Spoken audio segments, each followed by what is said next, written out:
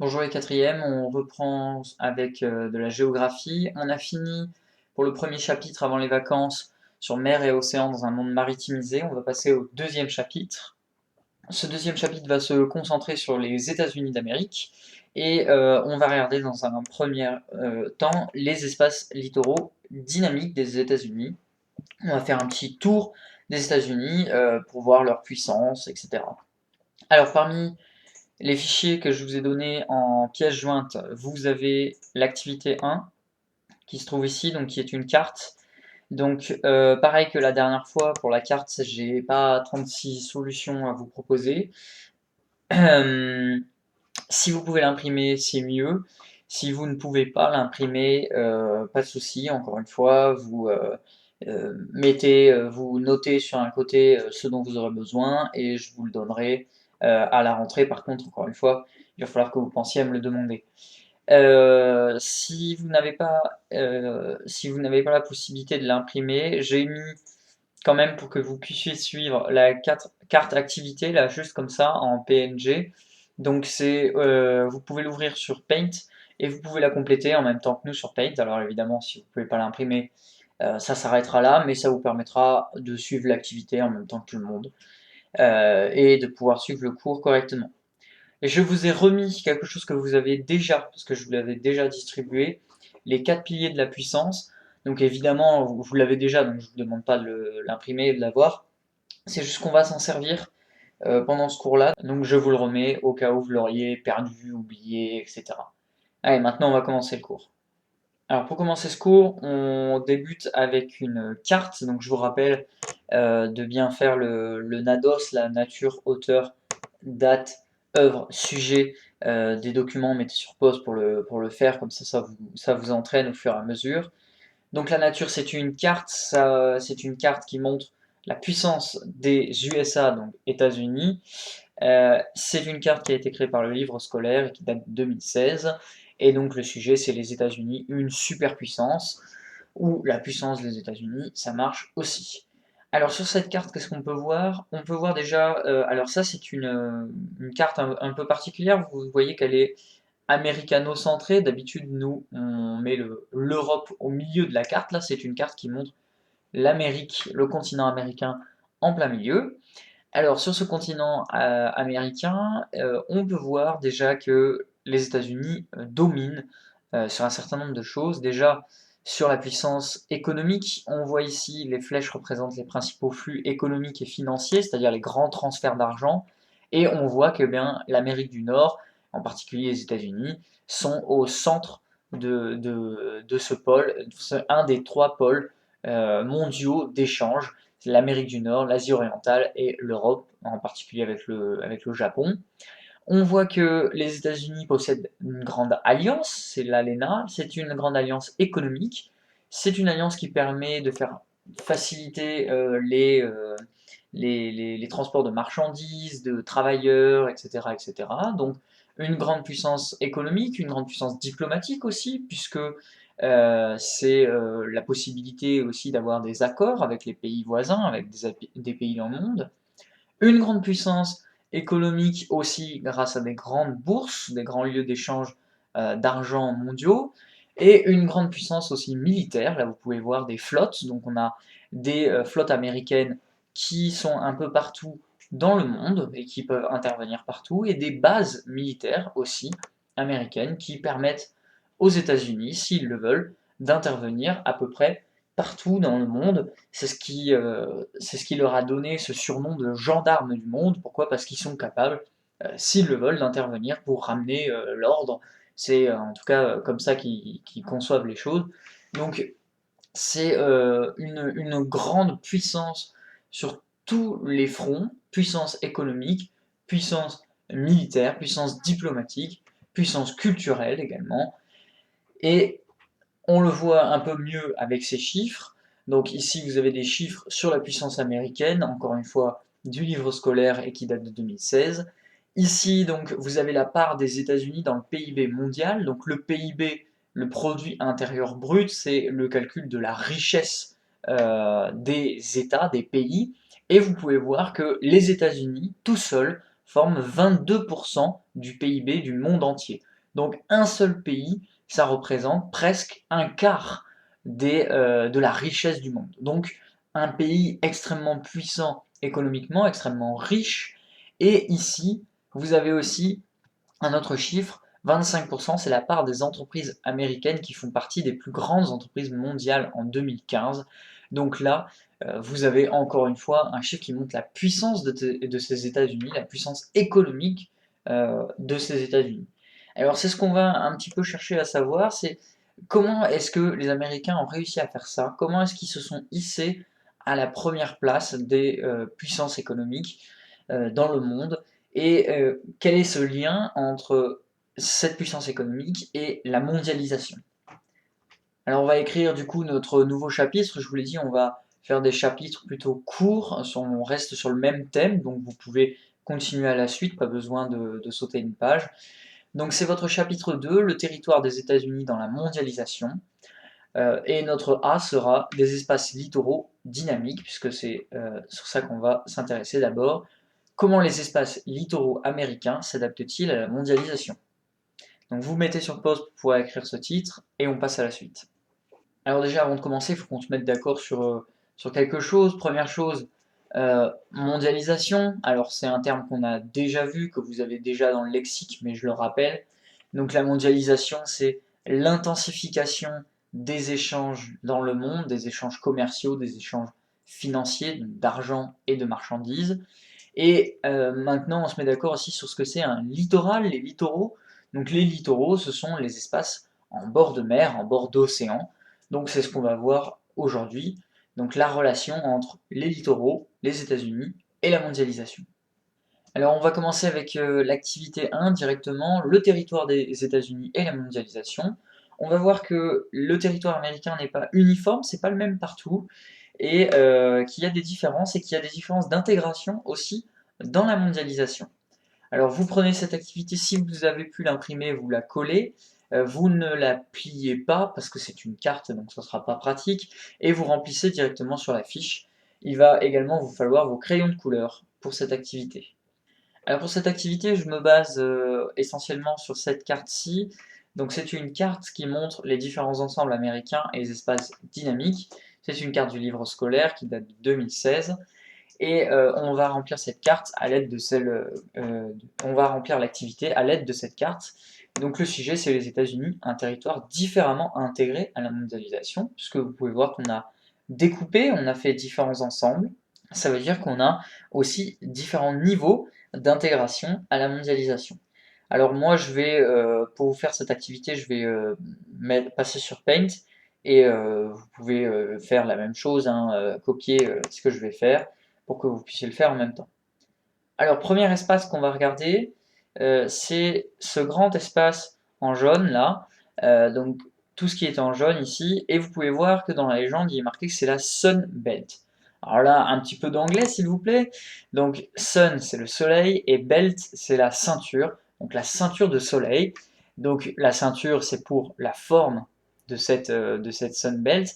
Alors jusqu'où va la Sunbelt est un peu en débat au niveau des géographes, parce que Sunbelt, évidemment, c'est la ceinture du soleil, donc on l'a fait généralement arrêter ici avec les frontières de la Californie, mais dans certains espaces de géographie, on considère que jusqu'à Seattle, là-haut, c'est aussi dans la Sunbelt.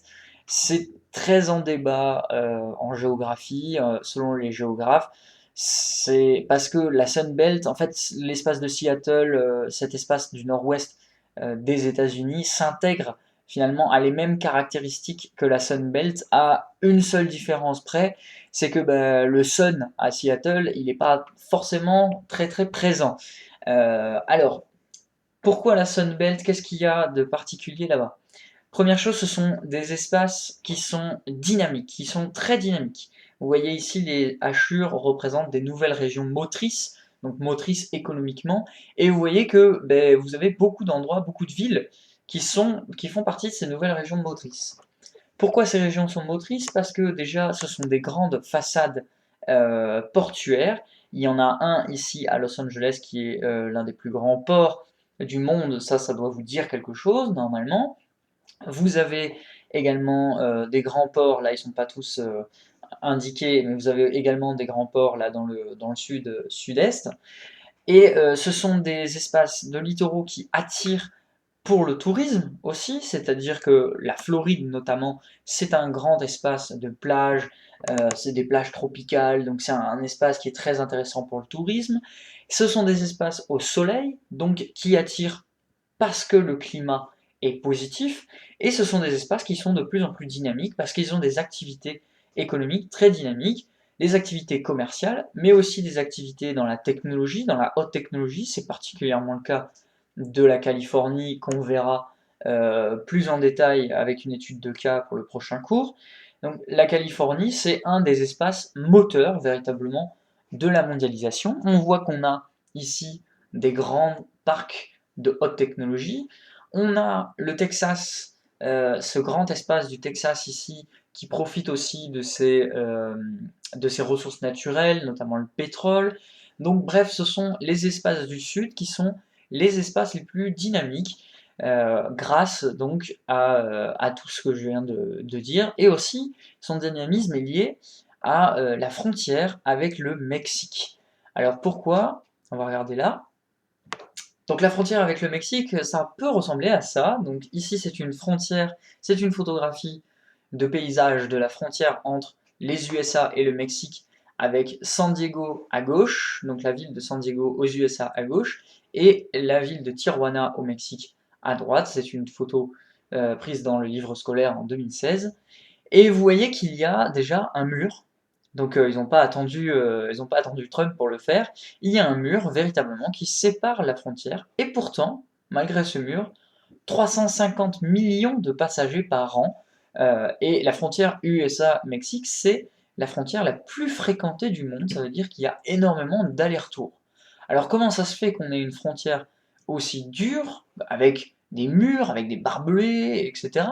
Et à la fois une frontière qui soit une passoire, entre guillemets, puisqu'il y a 350 millions de passagers par an, c'est la frontière la plus fréquentée du monde.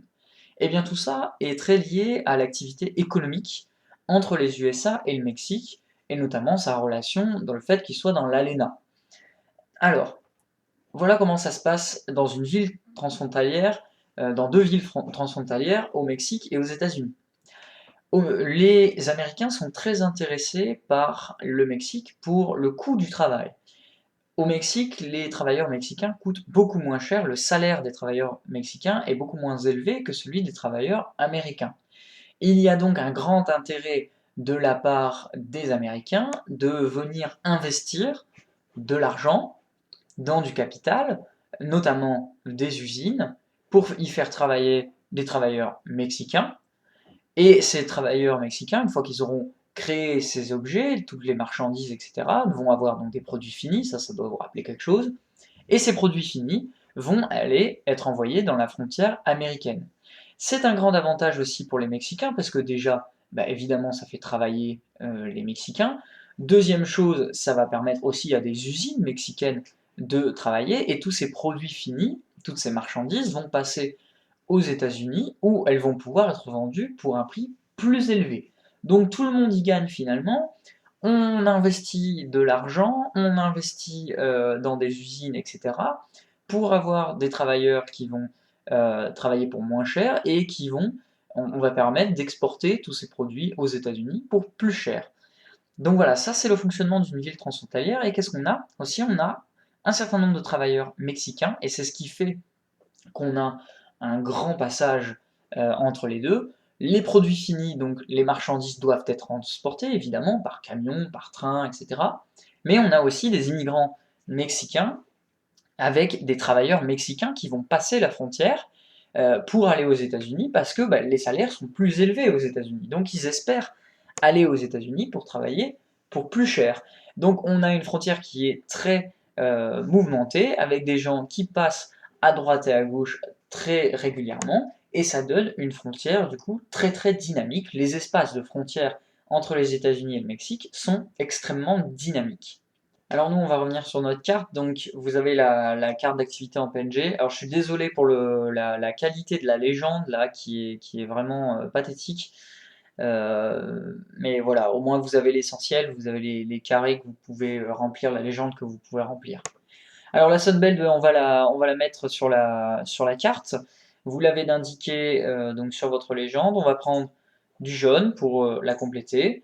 Donc il vous suffit tout simplement de colorier les espaces en jaune. Alors vous ferez attention, hop, à prendre bien la Californie également. On va réussir l'identifier un peu plus facilement. Et donc vous avez ceci. Donc voilà, c'est toute la frontière avec le Mexique, le sud du pays. Et c'est la Sunbelt, donc ici qu'on va indiquer dans votre légende. Alors on va sur la suite. On voit qu'on a d'autres ensembles. On a déjà ici cet ensemble en rose là, avec trois grosses villes, Boston, New York, Washington. Et je vous ai indiqué également, je vous ai fait le même style de figuré, une mégalopolis. Alors qu'est-ce que c'est une mégalopolis? Eh bien c'est tout simplement un enchaînement de grandes villes mondiales. Qu'est-ce que c'est une ville mondiale du coup, ou une ville globale aussi, ça porte les deux noms sont possibles. Une ville mondiale, c'est une ville qui a une influence mondiale de par son poids économique, politique, culturel. On va voir ça un peu plus en détail après.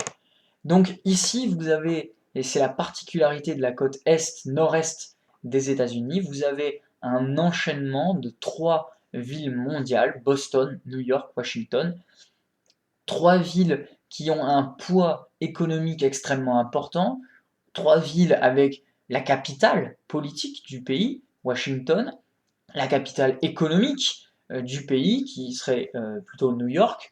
Et donc voilà, vous avez trois espaces qui sont extrêmement dynamiques et qui permettent aux USA de faire partie des plus grandes puissances mondiales. Cet espace, il s'étend là jusqu'à Chicago, une autre grande ville mondiale. On retrouve Détroit qu'on avait vu en début d'année. Alors attention, Détroit, on se rappelle, c'est une métropole qui était plutôt en déclin. Aujourd'hui, la situation s'est plutôt stabilisée. Détroit est en train de se remettre de son grand crack économique. Là, ça va mieux. Donc, on a un espace qui est très dynamique et c'est cet espace-là du nord-est avec beaucoup de villes mondiales et avec cette mégalopolis qu'on surnomme, que les Américains surnomment Boss-Was. Pourquoi Boss? Ben, Boss, c'est les premières lettres de Boston et Was, donc c'est pour les premières lettres de Washington. Donc Boss-Was. Voilà, la grande mégalopolis, des villes mondiales, un espace très dynamique, c'est ce qu'on va mettre sur notre carte. Donc vous avez ici cet espace. Alors là, sur l'activité, vous n'avez pas la mégalopolis américaine. On peut la mettre. Voilà, là, on ne va pas beaucoup voir. Alors, on va la mettre rapidement comme ceci. Alors, je suis désolé, hein, c'est pas de la grande qualité. Mais voilà, vous avez à peu près la mégalopolis bossoise qui est là. Les grandes villes mondiales ici, Boston, New York, Washington, Chicago également. Et donc, pour la région dynamique avec la mégalopolis américaine, on va utiliser, tiens, bah, du rose, nous aussi. Hop, donc on complète cet espace-là. Vous n'oubliez pas l'espace là. Et voilà, vous y êtes. Vous avez votre région dynamique avec la mégalopolis américaine. Alors tant qu'on est sur la carte, j'en profite, on va mettre le dernier élément de légende de cette première partie des espaces très dynamiques dans la mondialisation. C'est la Californie, est un moteur de la mondialisation. Alors, va falloir réfléchir à un figuré puisque la Californie c'est là, donc en fait les pointillés que vous avez ici, ça sépare les différents États des États-Unis. Et la Californie c'est cet État-là. Et donc le problème c'est qu'on a déjà colorié, alors il va falloir trouver une solution. La solution ça va être les hachures. Donc on va hachurer, alors moi je vais pas le faire très correctement du coup, vous prenez hop des traits là, voilà, vous hachurez brièvement, vous n'êtes pas obligé, encore une fois, hein, vous êtes en géographie, vous n'êtes pas en art plastique, on n'est pas là pour faire des belles œuvres d'art, vous faites des hachures, qu'on voit bien l'espace de la Californie, voilà. Et évidemment, ce que vous avez mis sur la carte, ça veut dire que ça se retrouve aussi sur la légende. Donc on met des hachures dans la légende. Donc il nous manque encore des espaces, on va retrouver la carte pour le voir. On a vu des espaces qui étaient très très dynamiques dans la mondialisation, et on voit qu'il y a des espaces qui le sont moins. Alors le premier espace c'est le Vieux Sud, c'est la région là qui est en bleu. Ce Vieux Sud, c'est une région qui a été pendant assez longtemps agricole, qui a été plutôt retardée dans la mondialisation, mais qui est en train de vraiment reprendre très fortement économiquement. Ça fait partie de ces régions qui sont en train de se redynamiser économiquement parce qu'elles ont réussi à se tourner vers la mondialisation correctement, notamment grâce à la ville d'Atlanta, qui est un véritable moteur économique de ce vieux sud. Donc on va retourner sur la carte. Et donc ici, vous avez le vieux sud, espace de renouveau industriel. Donc c'est un espace qui est en train de redevenir dynamique économiquement. Alors, on va pas utiliser du bleu, nous on va utiliser plutôt du orange. Et avec le orange, donc on met le vieux sud ici. Alors il nous manque encore deux grands espaces. L'espace ici en vert qui est là et également là. Alors c'est les grandes plaines, donc ici que vous avez dans la légende. On dit généralement les grandes plaines de l'Ouest, mais il y a effectivement aussi le nord-est des États-Unis. Alors ces grandes plaines, qu'est-ce qu'elles ont de particulier? Eh bien, ce sont des grandes régions agricoles, mais ce sont des régions agricoles d'agriculture intensive, très très intensive. Ce sont des plaines, donc ça veut dire qu'on est on a un espace qui est propice à l'agriculture, à la possibilité de faire des énormes champs, puisque ce sont des grands endroits bien plats, bien plats sur des kilomètres et des kilomètres. Et ces espaces nous permettent d'avoir une agriculture très très intensive. Donc ça reste un espace qui est dynamique, qui est intégré dans la mondialisation parce que cette agriculture, on va pouvoir la vendre. Les États-Unis sont l'un des premiers producteurs agricoles mondiaux, donc c'est quand même un grand producteur agricole qui va vendre ses productions dans le monde, mais c'est pas l'espace premier de la mondialisation. Finalement, on est plutôt sur un modèle où les agriculteurs contrôlent tout de loin depuis New York et ce qui les intéresse, ça va être vendre leur production. Et donc les agriculteurs ensuite sont sur le terrain. Donc on a un espace comme celui-là, des grandes plaines dynamiques, des régions agricoles qui sont dynamiques, intégrées dans la mondialisation, mais pas autant que peuvent l'être ces espaces très dynamiques à l'est ou dans la Sunbelt. Donc sur la carte, on va indiquer cet espace agricole avec du vert. Donc ce sont les grandes plaines, espaces d'agriculture intensive. Et donc ça se trouve ici et ici. Enfin, il nous manque un dernier espace, c'est ici l'ouest. Alors l'ouest américain, c'est un espace très particulier puisque c'est un espace montagneux avec aussi la présence d'un désert. Donc vous avez un espace très très particulier, c'est l'ouest américain. Un espace très montagneux, du coup, avec une faible densité de population, c'est l'un des espaces des États-Unis les moins peuplés du pays, avec les grandes plaines aussi, qui sont un espace de très faible densité. Et cet espace de faible densité, du coup, est un peu, un peu moins bien intégré à la mondialisation que le reste. En revanche, attention, l'Ouest américain reste intégré dans la mondialisation, mais de manière vraiment moins importante, moins forte, encore une fois, dans le même principe que les Grandes Plaines.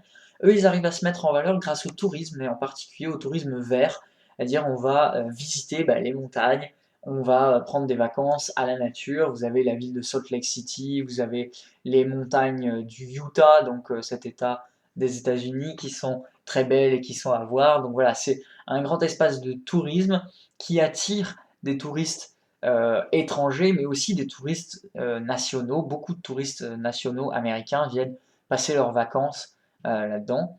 Mais on est quand même sur un espace qui est moins bien intégré à la mondialisation. C'est l'Ouest et c'est dû en grande partie aux contraintes des montagnes. Donc on retourne sur la carte pour le dernier espace, on va mettre en marron, c'est un espace de montagne ici, donc c'est le dernier espace, et on est là, l'ouest Espace montagneux, faible densité de population qui se met en valeur avec le tourisme vert. Donc ce sont des espaces moins attractifs, mais intégrés dans la mondialisation malgré tout. C'est ce qui fait que les États-Unis sont très dynamiques et sont l'une des plus grandes puissances économiques, c'est ils ont des territoires qui sont intégrés dans la mondialisation.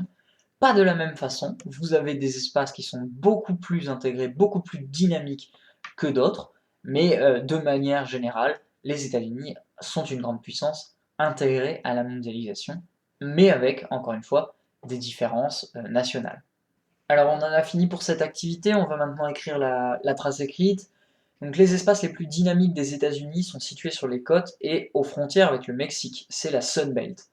La mégalopolis américaine au nord-est des États-Unis, surnommée Boswas, est également très dynamique et vous pouvez marquer voir activité 1.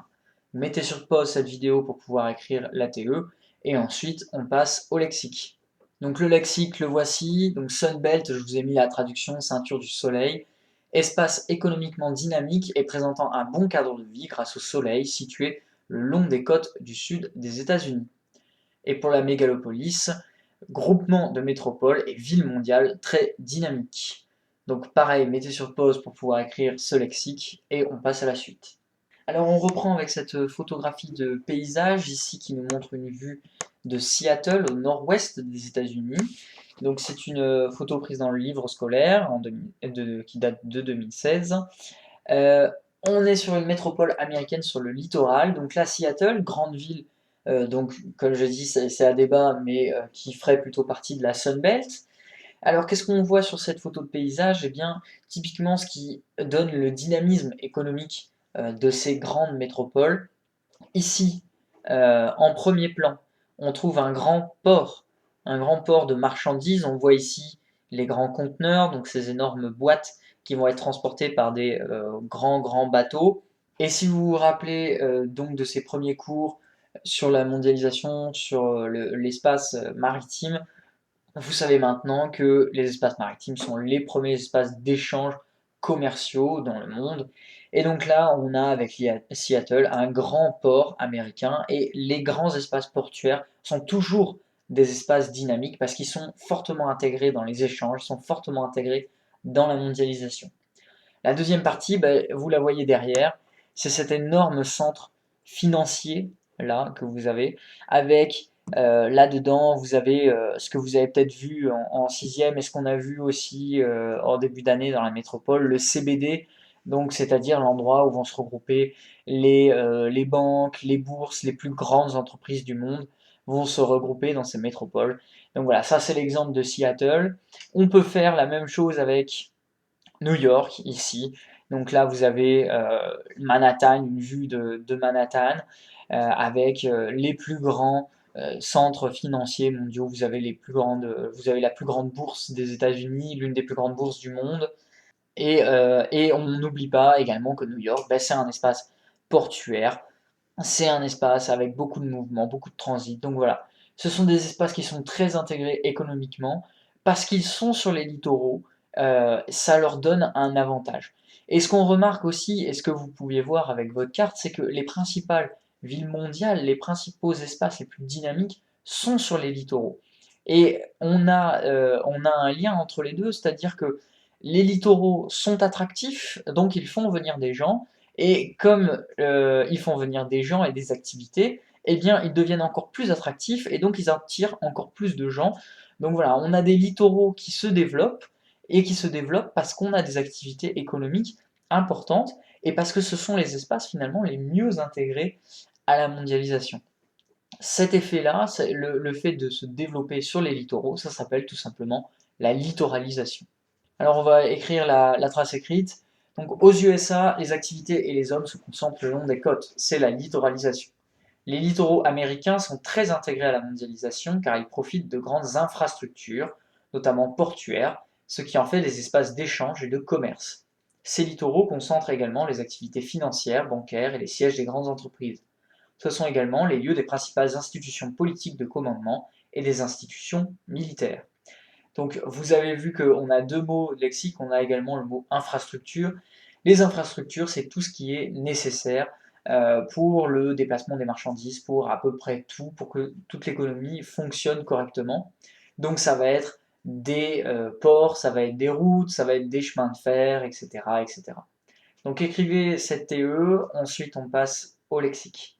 Donc pour le lexique, le voici, la littoralisation, donc concentration des activités et des hommes sur les littoraux, et pour les infrastructures, ensemble de constructions nécessaires pour le bon fonctionnement d'un espace, donc route, voie ferrée, aéroport, etc.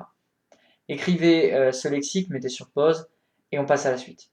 Donc là, je vous demande de revoir votre fiche sur les piliers de la puissance, donc je vous la mets. Donc si vous vous rappelez de cette fiche, on avait dit qu'on a 4 piliers de la puissance, donc le pilier économique, culturel, politique et militaire. Et vous pouvez voir que dans les grandes villes, mondiales, on a la concentration de ces 4 puissances.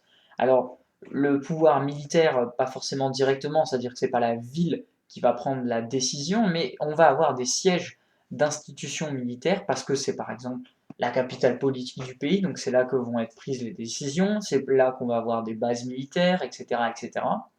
Et ici, sur ces piliers économiques, on voit que dans les villes, on a au moins 3 des 4 qui sont, dans les grandes villes mondiales, on a 3 des 4 qui sont particulièrement importantes à l'échelle locale, à l'échelle nationale, mais aussi à l'échelle mondiale.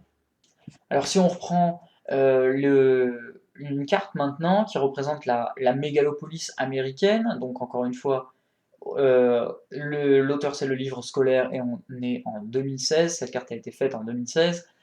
La mégalopolis américaine concentre 20% de la population américaine sur 2% du territoire et représente 25% du PNB américain. Autrement dit, qu'est-ce que ça veut dire?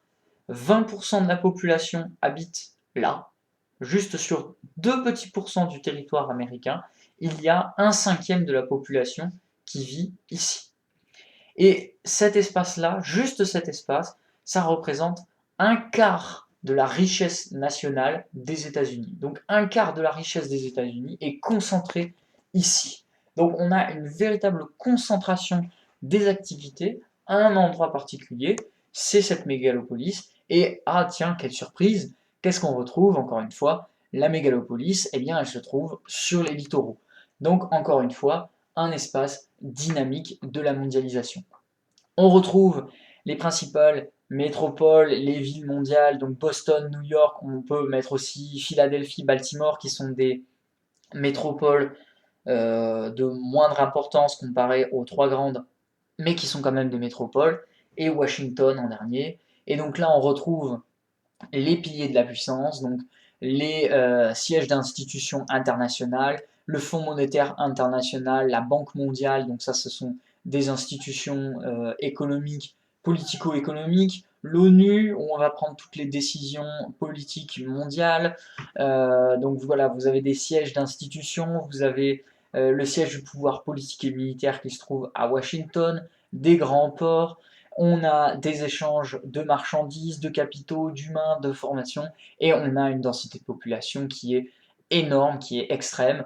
Donc voilà, on a ces espaces qui sont très concentrés dans la mondialisation et qui détiennent tous les piliers de la puissance.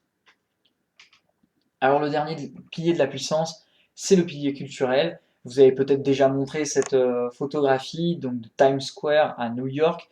C'est une photographie de Monsieur Benoît qui date de 2015 et qui montre Times Square, le reflet de la puissance économique et culturelle de New York. Alors pourquoi puissance économique? Times Square, c'est donc un endroit dans la ville de New York, c'est un quartier dans la ville de New York. Et la puissance économique, on la voit avec là les panneaux publicitaires. Là, on voit la Bank of America ici. On voit des entreprises comme Kodak, Hankook. On a McDonald's aussi qui est là. Donc des grandes entreprises qui produisent beaucoup d'activités, qui produisent beaucoup de richesses. Et vous avez aussi la puissance culturelle parce que Times Square, c'est un des endroits les plus touristiques des États-Unis, un des endroits les plus touristiques de New York, et avec également, là vous pouvez voir, donc des affiches publicitaires qui vous parlent de films. On a Times Square, on a des endroits avec beaucoup de comédies musicales, on a des films, on a également le Times Square Garden, donc une grande salle de spectacle, un grand ring de boxe aussi. C'est là où, par exemple, Mohamed Ali, l'un des plus grands boxeurs du monde, a mené ses plus grands combats. Donc voilà, vous avez des places qui sont le reflet de cette puissance économique, de cette puissance culturelle, comme ici, Times Square à New York. Donc on a des endroits qui sont concentrés, des endroits où on retrouve toute cette puissance américaine. Et donc on a des endroits qui sont choisis, on voit que les territoires sont pas les mêmes, sont inégaux. On a cette mégalopolis américaine qui est bien plus puissante que le reste des États-Unis. Donc voilà, ça c'est vraiment le grand fait de la mondialisation, c'est la mondialisation qui transforme ces espaces. Les espaces très intégrés à la mondialisation vont être très dynamiques, très forts. Ceux qui seront moins intégrés, eh bien, vont être moins dynamiques, moins forts. Alors on va écrire la dernière trace écrite. Donc la mondialisation et la littoralisation des USA s'organisent aussi autour de grandes métropoles et villes mondiales. Certains espaces concentrent particulièrement ces lieux dynamiques. C'est le cas de la mégalopolis du nord-est américain, par exemple, qui s'organise autour de 3 villes mondiales, Boston, Washington et New York. Cette mégalopolis, en plus d'être un lieu du pouvoir économique, politique et militaire américain, est aussi un reflet du pouvoir culturel américain. Donc mettez sur pause pour pouvoir écrire cette trace écrite. On passe au dernier mot de lexique et on en aura fini avec ce cours. Donc le dernier mot de lexique, le voici, ville mondiale, très grande métropole dominant la mondialisation et ayant une influence mondiale dans les domaines économiques, culturels et politiques. Vous mettez sur pause pour écrire ce mot de lexique, je vais y arriver, et une fois que vous avez fait ceci, vous pouvez en finir avec l'histoire géo pour aujourd'hui.